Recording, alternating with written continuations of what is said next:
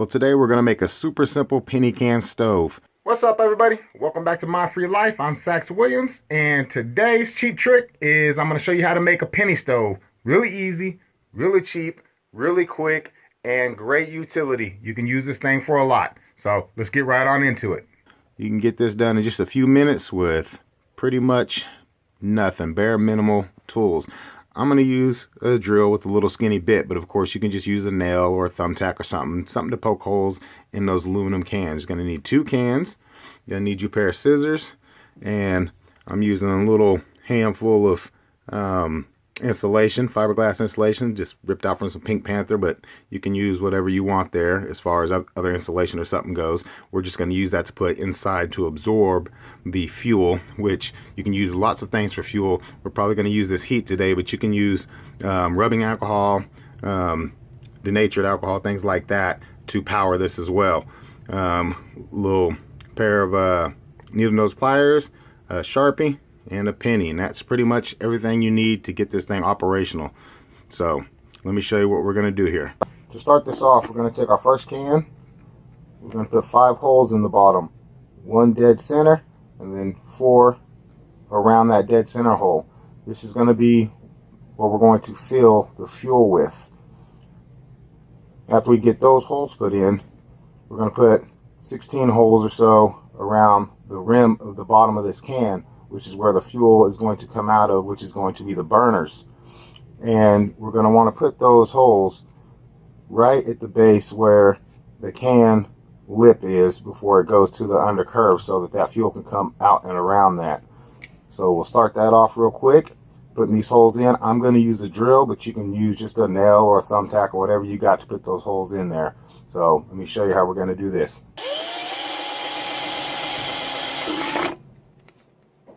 First hole dead center, we'll put some holes around that.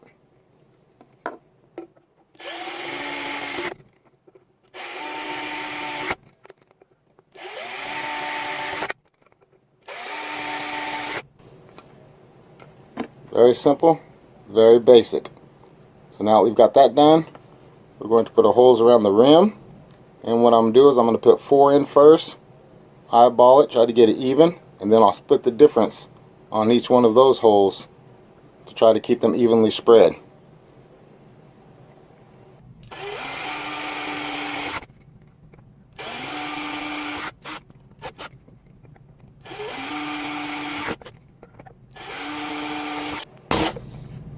Now it doesn't have to be a perfect science, but the first 4 holes in there, and then I will put holes in between each one of those holes, and I may come back and do 1 more between each one of those. Doesn't have to be a perfect science, just somewhere for that fuel to burn out of.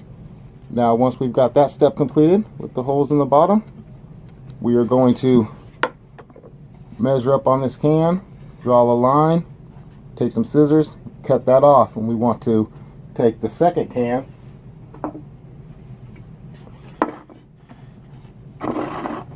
measure it up the same height, draw a line, cut it off. We won't be putting any holes in the bottom because this will be the base. But in order to get those heights the same, we're just going to do something simple like this. I'm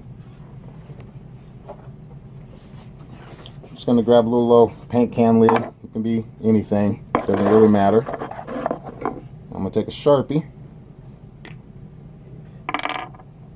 I'm just going to hold the Sharpie on this paint can lid like this. Put the can up against it like such, and I'm just going to spin the can. So once I'm holding that Sharpie, so now I'll just spin the can around it.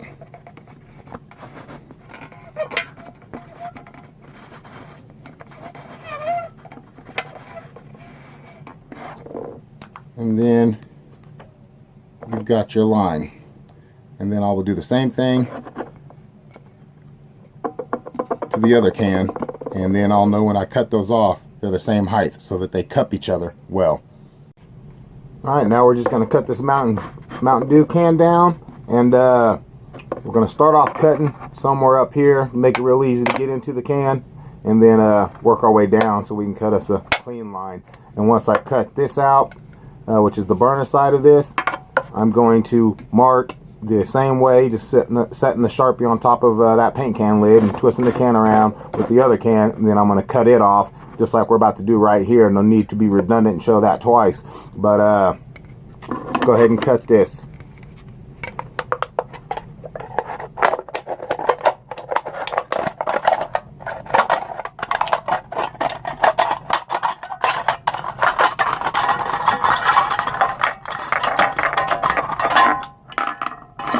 Alright, so we'll just get a rough cut. Now we can get to that line easier. And be careful, because this will be sharp, you know. Don't cut yourself.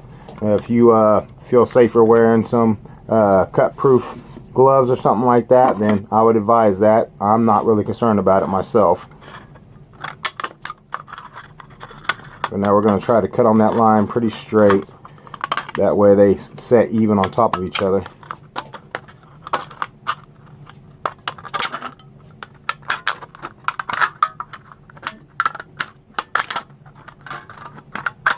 And this aluminum can's cut really easy with scissors. I mean, these are some cheap ghetto scissors that are even bad for what they are, but they'll still cut right through this.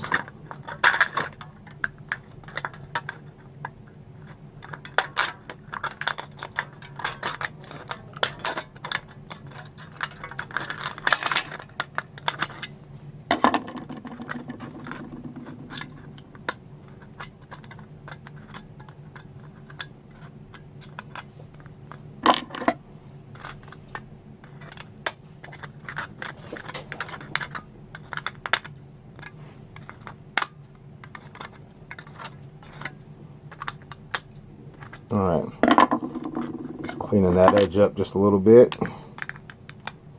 Again, doesn't have to be a perfect science, but you do want to try to keep it close to make everything fit better. Alright, so now we've got it cut off. This will be the top side. Imagine this is the other can, the bottom. We're going to cut off, it'll be the solid bottom. This bottom piece and this top piece are going to go together, like such. And the bottom side will be the side that's filled with the fuel. So I'm going to go ahead and mark and cut that other can out. And I'll be right back with you. Alright, so now we have both cans. We have the top with the filler holes for pouring the fuel in. The holes in the side, that will be the burner. The purpose of the penny is after it gets going, the penny will set right in the middle. Of course, this will be setting up like this. We'll set right in the middle, and it'll create that pressure inside of it.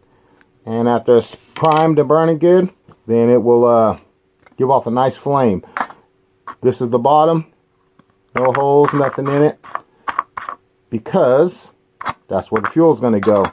So what I'm going to do real quick is I'm going to grab the needle nose.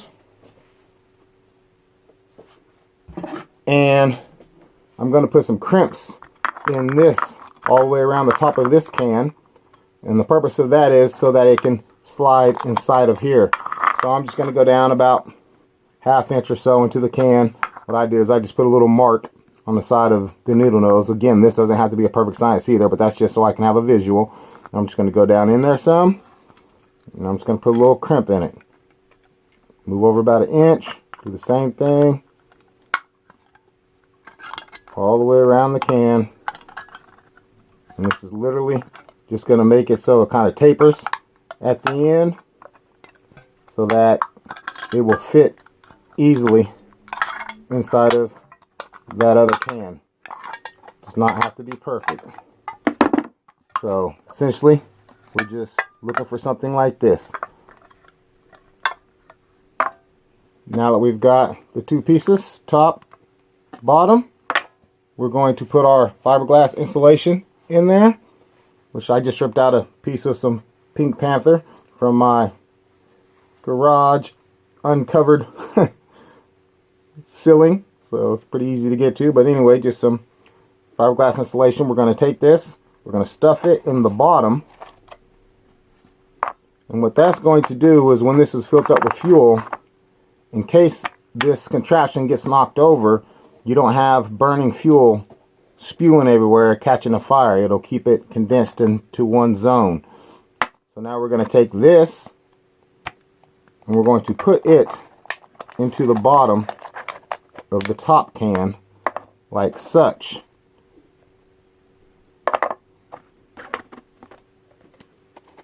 with them both being cut the same height, we ought to be able to get pretty close to pinching it all the way down pretty even.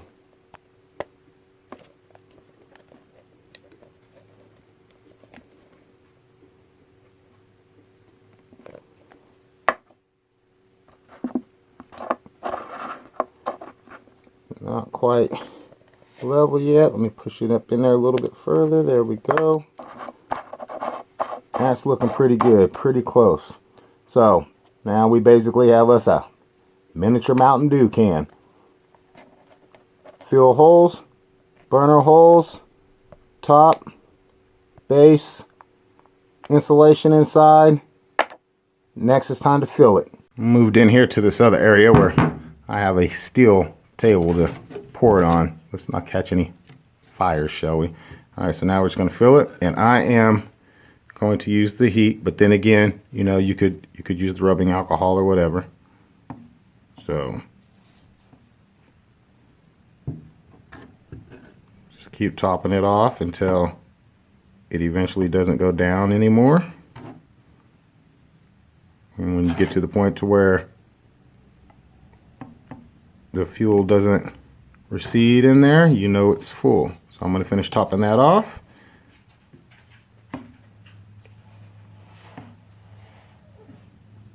And this will probably take a minute or two to keep pouring it in there as it absorbs up in that insulation. So let me do that and get right back with you. I don't have another soda can with me, but if I did, I would cut the bottom off of another one without any holes or anything in it, just so whenever you're ready to put this out, you could just cup it on the top. But what I did have is Vienna sausage can, so that'll probably fit pretty close. You know, it doesn't quite sit on there real good. If it was a another soda can, it'd cup right over that perfectly, but for the demonstration nonetheless, when we're done burning it, I can just set that on there, hold it there for a second, and smother that flame out. So, but if you had another can, just make you another piece, drop right on there. All right, so I just got through filling that up. We're gonna let that absorb for a couple minutes, and then we're gonna fire it up. All right, I let it set for about 3 minutes. Let's see if it works.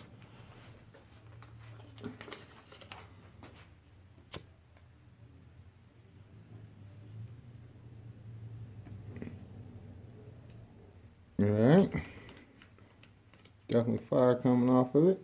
Let's see. Yeah, couldn't see it. Let's see. Let it burn for a minute to prime itself up, and then we'll put the penny in there to create the pressure so it burns out of the sides.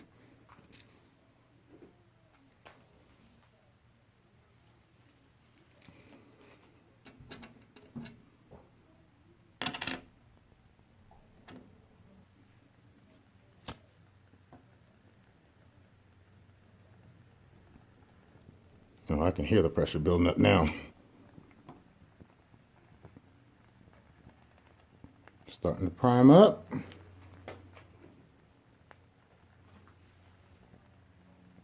Oh yeah, there it goes. Now it's starting to go.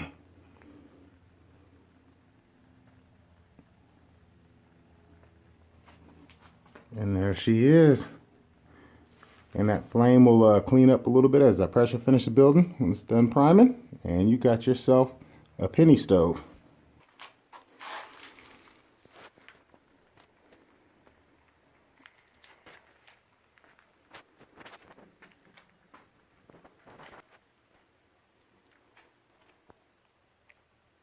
All right, let's just let it burn for a minute.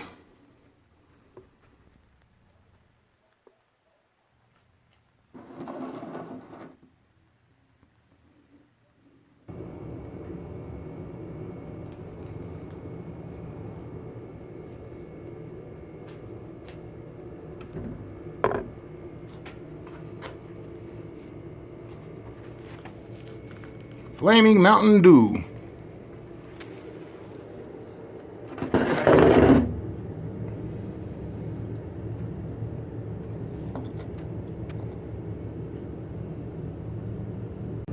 Now to put it out, I wish this was another top that fit right, but we're going to try to use this.